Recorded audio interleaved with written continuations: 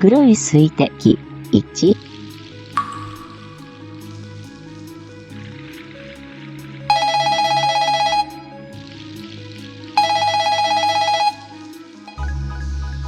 警察です。はい。この日、夫が殺されたと警察から連絡があった。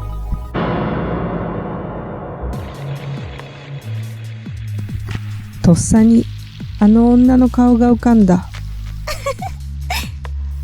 夫には愛人がいた。私と違って若くて可愛くて花のある子だ。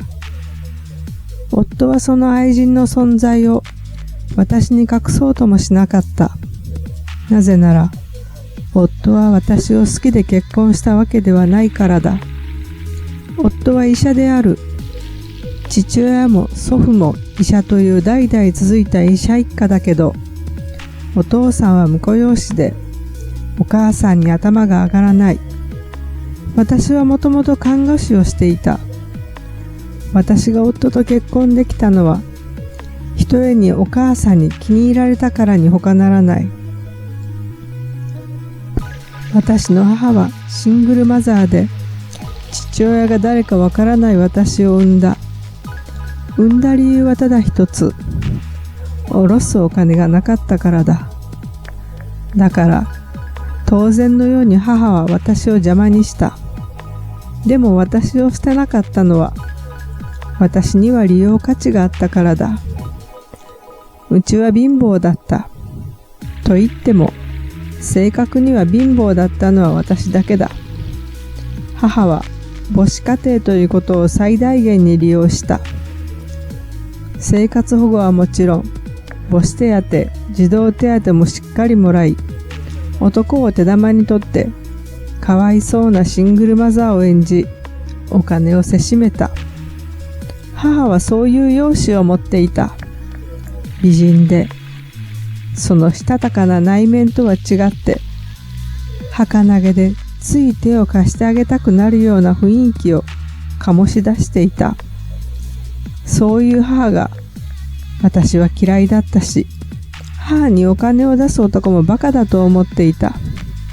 でも男が来るといつもごちそうが出るから、そこだけは感謝した。母は手にしたお金をすべて自分のために使った。高級エステに行き、美味しいものを食べ、ブランド物もたくさん持っていた。でも家から出かけるときは決してそういうものを身につけてはいかなかった。バレると生活保護が打ち切られるからだ。母にとって私は貧乏を象徴するための大切な道具だった。私は近所からもらった着古した服やバザーでも売れなかったようなボロボロの服しか着せてもらったことがない。お腹はいつもペコペコだった。母は家ではほとんど食事を作らない。何日も帰ってこない日もある。給食だけが私の食事だった時もある。でも母はいつも給食費を滞納していたから、そのことを先生にクラスメートの前で言われ、肩身の狭い思いをした。いじめられることも少なくなかった。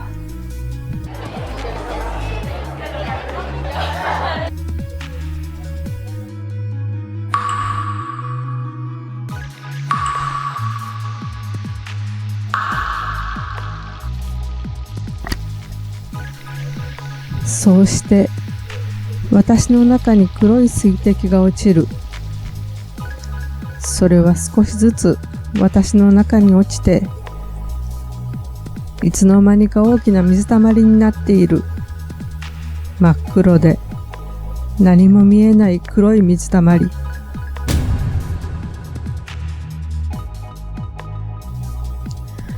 幼少時代は私にとって何一つ楽しいことのないものだったけど、生きるということを教えてくれた。生きるためには人のことなど構っていられないと。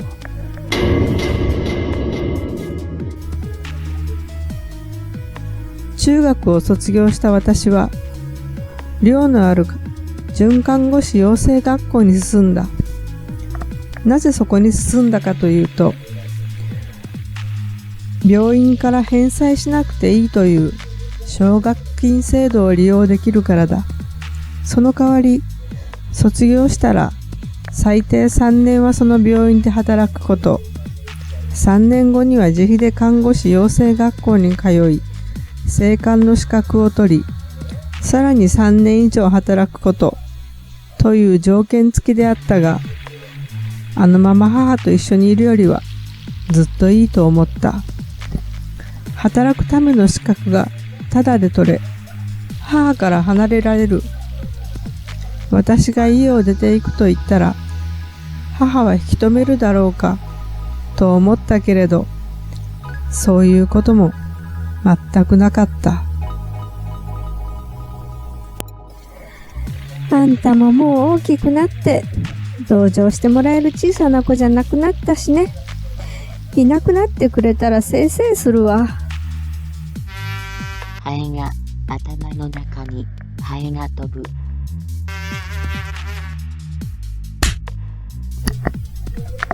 そう言われただけだった。正直なところ、看護師学校でもいじめはあった。でもそれまでの暮らしとは雲泥の差。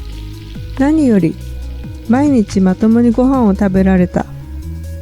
卒業した私はその奨学金を受けていた病院で働き、10年が過ぎた。黙々と働き続けたおかげで、私は病院長の奥さんに気に入られ、息子である夫の正也と結婚した。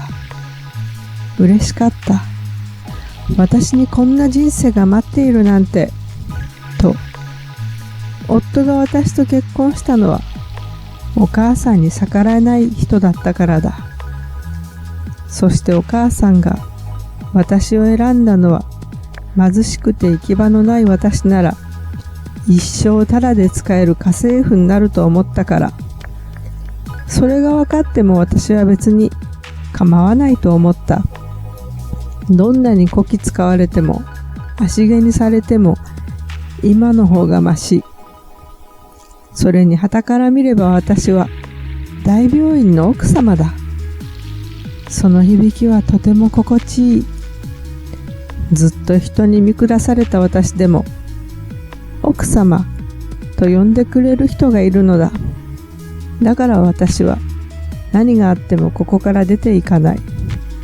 ここはやっと見つけた私の居場所だから。夫に辛気臭い、飯がまずくなると言われても全然気にならない。まずくなるなら食べなければいい。私はまずくても食べるものがあるだけマシだという生活を知っている。夫の言うことはただのわがままだ。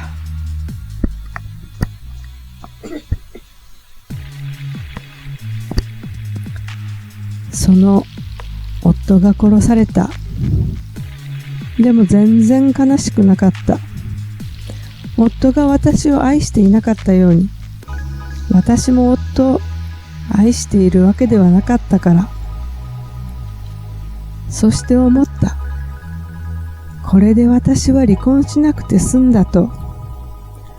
夫は一人息子だ。その夫がいなくなった今、お母さんにとって頼れるのはもう私だけ。追い出すなんてことできるはずもない。だってお母さんは身動きもできないのだから。お母さんは3ヶ月前、うちの階段から落ち、腰を強打して寝たきりになった。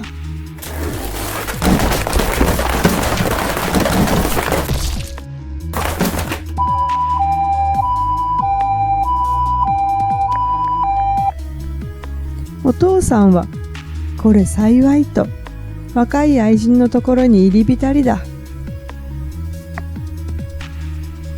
お母さんがお気の毒だから私がついていてあげなくては。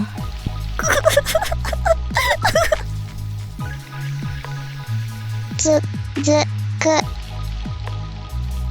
このお話は黒い水滴に続きます。次の動画配信をお待ちください。こ